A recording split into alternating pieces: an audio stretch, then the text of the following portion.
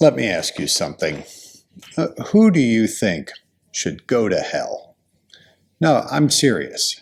Is there someone you disagree with, maybe politically, morally, or spiritually?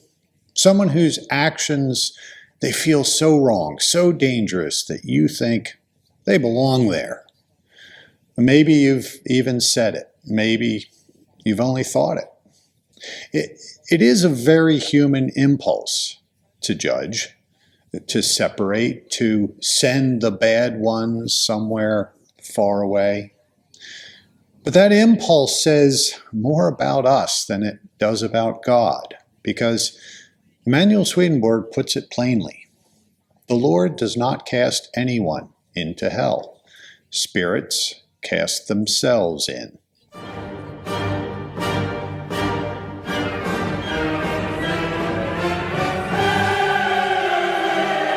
Hi, I'm Howard, an ordained minister and reader of Swedenborg. And Swedenborg insists that the Lord never turns his face away. He never spurns or abandons a soul. The Lord is love itself, mercy itself, and goodness itself. And there's a reason for that, because love cannot be compelled. To be true love, it must be freely chosen.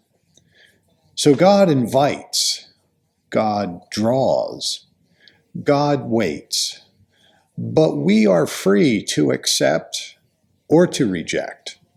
That freedom is why hell exists. We're always being led toward heaven through angels, through truth, through goodness. But if someone loves evil, delights in falsity and lying, delights in harming other people, if they take pleasure in cruelty, they resist, they pull away. They gather with others who share that kind of love. And after death, well, that love continues, drawing them towards the place that matches their inner life.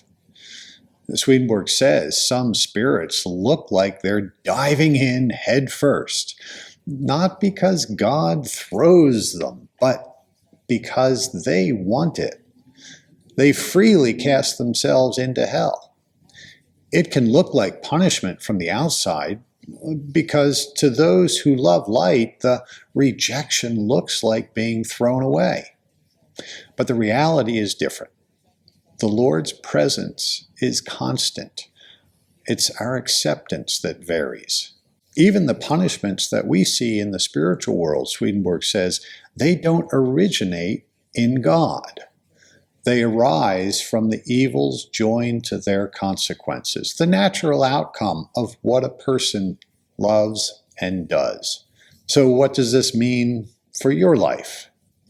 Well, it means that God is not against you, not even in your darkest hour. No one is beyond the reach of the Lord's mercy. It also means your choices, well, they matter. They matter profoundly. If hell is something that we cast ourselves into, then heaven is also something that we choose. Right now, in how you love, who you forgive, and how you act, you are turning toward the light or away from it. So turn towards the Lord. Receive his invitation, not because you're forced, but because love is what you want. The Lord never throws anyone into hell. We throw ourselves. And we can also turn around. And when we do, the Lord is already there.